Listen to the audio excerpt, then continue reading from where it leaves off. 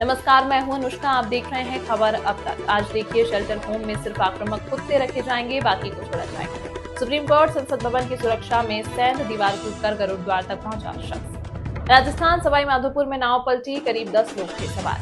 श्री कृष्ण जन्मभूमि मस्जिद विवाद, एचसी में सुनवाई पूरी, अब 12 सितंबर को हियरिंग। हरियाणा में विधानसभा कार्रवाई के सोशल मीडिया लाइव प्रसारण पर लगा बैन।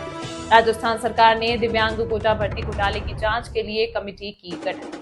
बिहार पटना में फेयर प्राइस डीलर्स का प्रदर्शन मानदेय बढ़ाने की कर रहे मांग। श्रीलंका पूर्व राष्ट्रपति रानिल विक्रमसिंघे भ्रष्टाचार के आरोप में गिरफ्तार। ऑनलाइन सट्टेबाजी केस, कांग्रेस एमएलए वीरेंद्र के ठिकानों पर ईडी की छापेमारी। बिहार में घुसपैठियों को देश से बाहर करके रहेंगे, कहा गया जी में पीएम मोदी ने। जम्मू कश्मीर में आतंकी संगठन लश्कर से संबंधित पर 2 सरकारी कर्मचारी बर्खास्त। इसके अलावा देश प्रदेश, क्राइम, खेल, मनोरंजन व व्यापार जगत से जुड़ी 100 खबरें खबर अब तक में। मशहूर कथावाचक और अपने बयानों की वजह से अनिरुद्धाचार्य महाराज बीते कुछ दिनों से लगातार सुर्खियों में हैं। ऐसे में उन्होंने कुत्तों पर सुप्रीम कोर्ट के फैसले के बीच फिर से ऐसी बात कही है कि लिव इन के हिमायती लोगों से लेकर जानवरों के हिमायती भी नाराज हो सकते हैं। अनिरुद्धाचार्य ने कहा कि लिव इन जैसी चीज तो कुत्तों का कल्चर है, जो हजारों साल से ऐसे ही रह रहे हैं।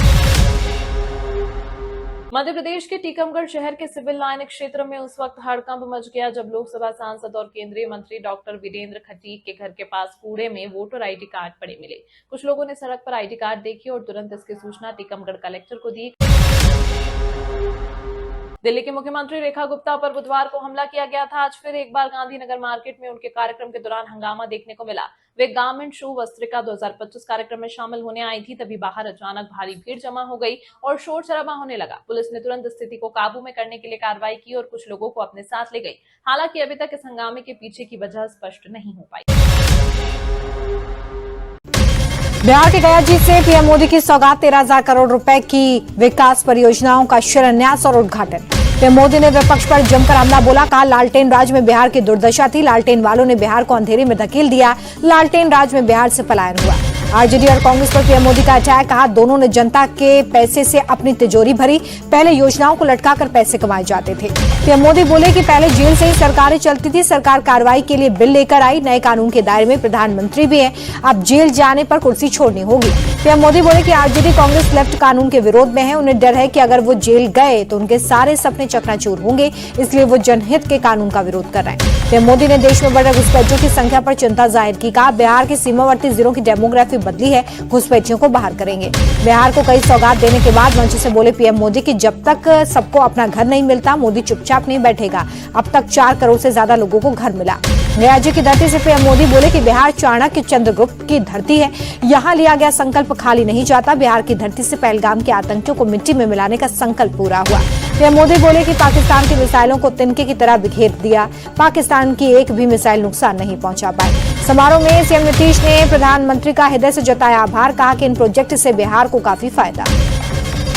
पहले की आरजेडी सरकार पर सीएम नीतीश ने साधा निशाना, कहा पहले वाले ठीक से काम नहीं करते थे, अब बिहार के हर सेक्टर में विकास हो रहा है, बिहार में अब कानून का राज है। सीएम नीतीश ने पीएम मोदी के सामने अपनी उपलब्धियां गिनवाई, कहा कि मुफ्त बिजली का फैसला राज्य भर में लागू, महिलाओं का पेंशन भी बढ़ाया गया।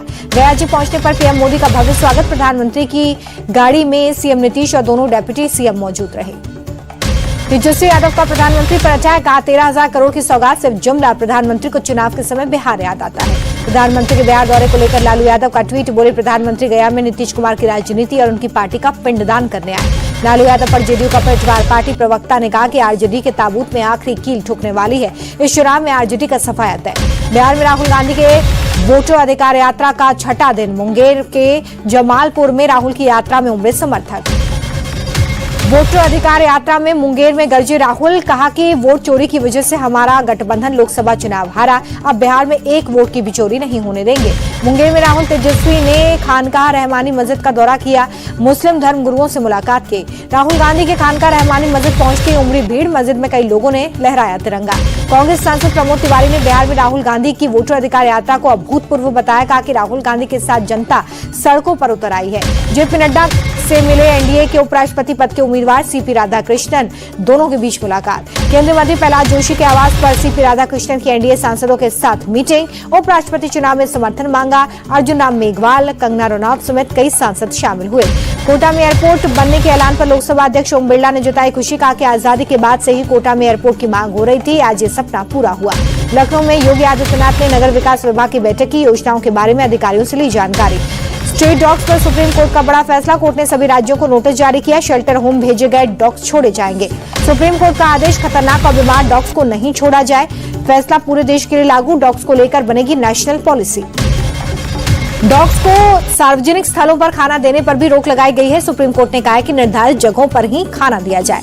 11 अगस्त के आदेश में संशोधन करते हुए सुप्रीम कोर्ट ने कहा है कि स्ट्रीट डॉग्स को नसबंदी और टीकाकरण के बाद ही क्षेत्रों में वापस छोड़ा जाए। संसद भवन की सुरक्षा में सेम, सुबह करीब 6:30 बजे एक शख्स पेड़ के सहारे दीवार कूदकर संसद भवन में घुसा, सुरक्षा बलों ने पकड़ा। रेल भवन की तरफ से दीवार कूदकर नई संसद के गराड़ू द्वार पर पहुंच गया था शख्स, पकड़े गए आरोपी से पूछताछ जारी। दिल्ली की सीएम रेखा गुप्ता पर अटैक मामले में आरोपी राजेश का एक दोस्त राजकोट में हिरासत में लिया गया। इसी दोस्त पर राजेश को पैसे ट्रांसफर करने का आरोप है। सीएम पर हमले के आरोपी राजेश के बयानों की पुष्टि करने में जुटी है पुलिस। राजेश के कई दोस्त और रिश्तेदारों से भी पूछताछ।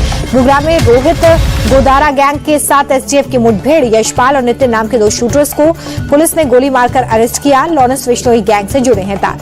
अहमदाबाद के 7th डे स्कूल के खिलाफ भी एफआईआर दर्ज हुई। गंभीर लापरवाही के मामले में क्राइम ब्रांच ने दर्ज की एफआईआर। 10वीं के छात्र की हुई थी हत्या। बरेली में सरतन से जुदा नारों पर एक्शन, पुलिस ने एफआईआर दर्ज की, आरोपियों की तलाश। और उसके मौके पर दरगाह जाते वक्त हुई थी नारेबाजी, आरोपियों की तलाश में कई जगहों पर दबिश। मथुरा में गौवन से भरे ट्रक छोड़कर भागने वाला 25,000 का इनामी मुठभेड़ में गिरफ्तार, पैर में गोली लगने से जख्मी। गाजियाबाद में एनकाउंटर में शातिर स्नेचर आमिर कुरैशी गिरफ्तार, हिंडन नहर के पास पुलिस ने पैर पर गोली मारी, तमंचा और बाइक बरामद। ग्रेटर नोएडा में पुलिस और बदमाशों के बीच मुठभेड़, 2 आरोपी गिरफ्तार, एक के पैर पर गोली लगी, अवैध तमंचा, चोरी की बाइक समेत कई सामान मिला। यूपी के औरैया के एसडीएम राकेश कुमार किए गए सस्पेंड, एक शख्स से रिश्वत लेने का वीडियो वायरल होने पर एक्शन। यूपी के भदोही में पुलिस और बदमाशों के बीच में मुठभेड़, एनकाउंटर के 3 शातिर अपराधी गिरफ्तार, आरोपियों के खिलाफ दर्ज केस है। मेरठ में सेना के जवान से मारपीट के बाद बदला टोल कर्मियों का बर्ताव, अब कर रहे जवानों को सैल्यूट। यूपी के वाराणसी में रेलवे की बड़ी पहल, ट्रैक के बीच में लगाया गया 70 मीटर सोलर पैनल, 60 से 70 यूनिट बिजली का होगा उत्पादन। महाराष्ट्र के पालघर में फार्मा कंपनी में नाइट्रोजन गैस का रिसाव, हादसे में 4 लोगों की मौत, 2 लोग अस्पताल में भर्ती। केरल के पलक्कड़ में स्कूल के गेट के पास धमाका, धमाके में छात्र समेत 2 लोग जख्मी, 10 साल के स्कूली छात्र को मिला विस्फोटक, स्टूडेंट के बम के नीचे पटकते ही। उत्तरकाशी के सयानचट्टी में एक बड़ी झील बनी है, झील बनने से गांव पर धराली जैसा संकट है, यमुनोत्री जाने का प्रमुख पड़ाव है। झील के टूटने से पूरे गांव के बहने का खतरा बना हुआ है, सुरक्षा के चलते पूरा गांव खाली करवा दिया गया है। गुजरात के पोरबंदर में भारी बारिश ने बढ़ाई परेशानी, शहर के कई इलाकों में पानी भरा, रिहायशी इलाकों में ग्राउंड फ्लोर तक पानी पहुंच गया है। पानी की निकासी न होने के चलते नगर निगम के कर्मचारी प्रभावित इलाकों से पानी निकालने में जुट गए हैं, सड़कों को तोड़कर पानी निकाला जा रहा है। गुजरात के पोरबंदर के साथ ही जूनागढ़ के कई इलाकों में बाढ़ जैसे हालात हैं, आने वाले दिनों में भारी बारिश के आसार। गुजरात के अमरेली में बारिश में शिकार की तलाश में गांव में घुसे 2 शेर, गांव की गलियों में घुसकर शिकार करते सीसीटीवी में तस्वीरें हुई कैद। मोटा भमोदरा गांव में शेरों ने 3 जानवरों का शिकार किया है, शेरों के गांव में घुसने पर ग्रामीणों में फैली दहशत। दिल्ली में यमुना नदी के जलस्तर में उतार चढ़ाव जारी है, ड्रोन वीडियो में नदी का जलस्तर बढ़ा हुआ दिखा। जम्मू कश्मीर के पुंछ में लैंडस्लाइड में एक स्कूल की इमारत क्षतिग्रस्त। राजस्थान के सवाई माधोपुर में भारी बारिश के बाद जल भराव, रेलवे स्टेशन पर पानी भरा। चेन्नई, वेलाचेरी और आसपास के इलाकों में बारिश हुई, आंधी और बिजली गिरने से ट्रैफिक पर असर। जीएसटी में 12 और 28% स्लैब हटाने का ग्रुप ऑफ मिनिस्टर जीओएम सहमत, 5 और 18% स्लैब करने के प्रस्ताव को मंजूरी। Luxury Swiss watch brand Bharat में कुछ जगहों पर खोलेगा स्टोर, मार्च 2026 तक पहला स्टोर खोलने का ऐलान कर सकती है company. Central consumer protection authority ने रैपिडो पर लगाया 10 लाख रुपए का जुर्माना, भ्रामक विज्ञापन के जरिए ग्राहकों को गुमराह करने का आरोप। दिल्ली मुंबई की बाद बेंगलुरु में खुलेगा टेक कंपनी एप्पल का स्टोर, 2 सितंबर से फिनिक्स मॉल में ओपन होगा स्टोर। एसबीआई ने चालू वित्त वर्ष में 6.3% जीडीपी ग्रोथ का अनुमान लगाया, पहली तिमाही में 6.8 से 7.0% जीडीपी का अनुमान है। वित्त वर्ष 2025 तक सरकार ने राजमार्ग परिसंपत्तियों के मुद्रीकरण से करोड़ों रुपए जुटाए हैं। केंद्रीय मंत्री नितिन गडकरी ने लोकसभा में एक लिखित जवाब में दी है जानकारी। 2030 तक दोगुना होगा भारत का रिटेल बाजार। ई कॉमर्स और घरेलू मांग बनेंगे विकास के इंजन। रिपोर्ट के अनुसार 2030 तक भारत का खुदरा बाजार 1.93 लाख करोड़ डॉलर होगा। सालाना आधार पर 10% की दर से होगी ग्रोथ। ट्रंप के टैरिफ के खिलाफ भारत को मिला चीन का साथ। चीन ने 50% टैरिफ को बताया गुंडागर्दी। चीन के राजदूत ने भारत और चीन को एशिया के 2 बड़े इंजन बताया। कहा दोनों देशों की साझेदारी वैश्विक स्थिरता के लिए जरूरी। श्रीनगर में खेलो इंडिया वाटर स्पोर्ट्स फेस्टिवल 2025 का आगाज। देश भर से 400 से ज्यादा एथलीट्स ले रहे हैं हिस्सा। उद्घाटन समारोह में एलजी मनोज सिन्हा, सीएम उमर अब्दुल्ला और केंद्रीय मंत्री रक्षा खड़से भी शामिल हुए हैं। श्रीनगर की डल झील में पहले दिन आयोजित काइकिंग प्रतियोगिता में जम्मू कश्मीर के मोहसिन अली ने गोल्ड जीता है। यूपी के विशाल कुमार और उड़ीसा की रश्मिका साहू ने कैनोइंग में गोल्ड मेडल अपने नाम किया है। श्रेयस अय्यर को बीसीसीआई बना सकता है वनडे क्रिकेट टीम का कप्तान। एशिया कप के बाद हो सकता है ऐलान। क्रिकेट के तीनों फॉर्मेट्स के लिए बीसीसीआई बनाएगा 2 कप्तान। टेस्ट और T20 के लिए शुभमन गिल का नाम। वनडे की कप्तानी के लिए अय्यर के नाम पर लग सकती है मोहर। 2027 वनडे वर्ल्ड कप के लिए श्रेयस अय्यर हैं बीसीसीआई की पहली पसंद। वर्कलोड मैनेजमेंट के तहत शुभमन गिल को नहीं बनाएंगे तीनों फॉर्मेट का कप्तान।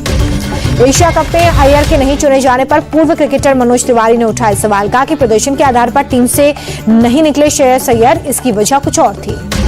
एशिया कप से पहले श्रीलंका के पूर्व क्रिकेटर परेरा ने भरी हुंकार। कहा श्रीलंका के पास शानदार टीम जो विपक्षी टीम को मजबूत चुनौती दे सकती है।